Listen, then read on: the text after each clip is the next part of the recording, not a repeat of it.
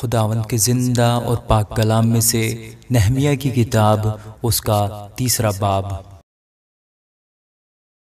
تب الیاسب سردار کاہن اپنے بھائیوں یعنی کاہنوں کے ساتھ اٹھا اور انہوں نے بھیڑ پھاٹک کو بنایا اور اسے مقدس کیا اور اس کے کواڑوں کو لگایا۔ انہوں نے ہمیہ کے برج بلکہ حننیل کے برج تک اسے مقدس کیا۔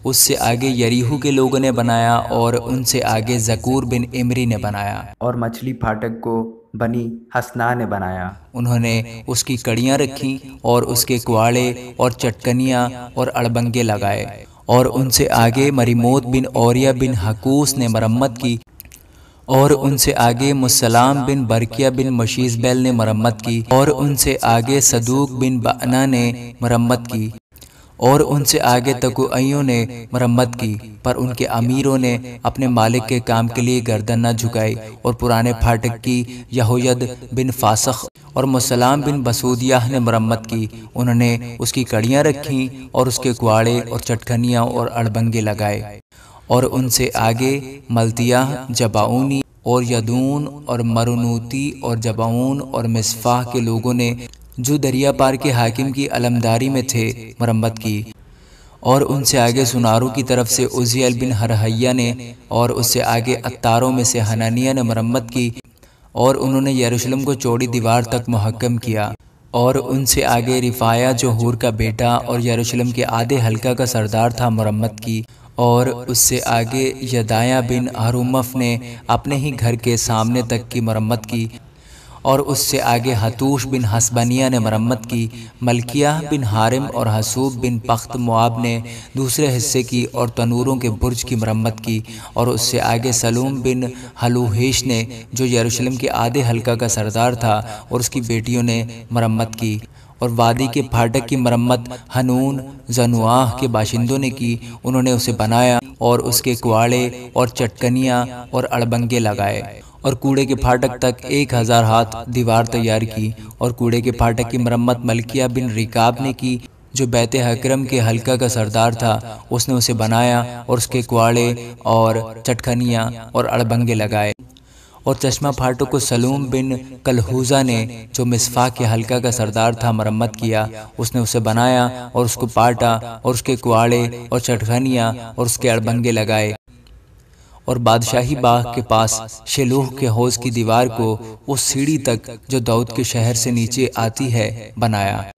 پھر نہمیہ بن عزبوک نے جو بیت سور کے آدھے حلقہ کا سردار تھا داؤد کی قبروں کے سامنے کی جگہ اور اس حوض تک جو بنایا گیا تھا اور سرماؤں کے گھر تک مرمت کی۔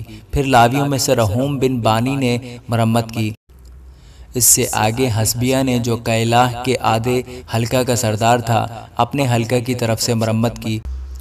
پھر ان کے بھائیوں میں سے بوی بن حنداد نے جو کیلاہ کے آدھے حلقہ کا سردار تھا مرمت کی، اور اس سے آگے ایزر بن یشوا مصفا کے سردار نے دوسرے ٹکڑے کی جو موڑ کے پاس سلاح خانہ کی چڑھائی کے سامنے ہے مرمت کی۔ پھر باروک بن زبی نے سرگرمی سے اس موڑ سے سردار کاہن الیاسب کے گھر کے دروازے تک ایک اور ٹکڑے کی مرمت کی۔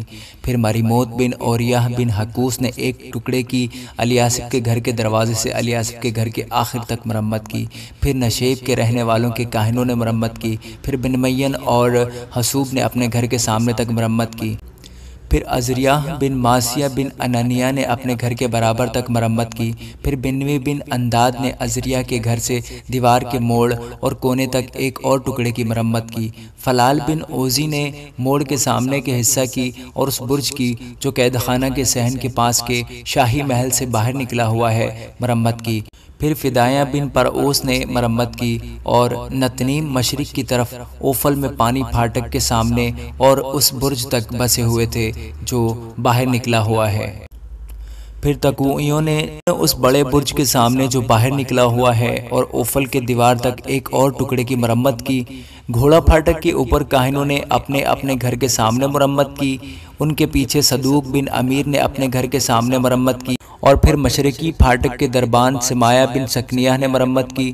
پھر حنانیہ بن سلمیہ اور حنون نے جو سلف کا چھٹا بیٹا تھا ایک اور ٹکڑے کی مرمت کی۔ پھر مسلام بن برکیہ نے اپنی کوٹری کے سامنے مرمت کی۔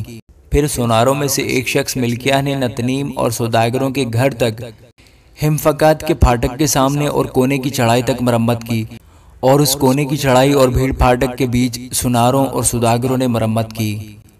آمین۔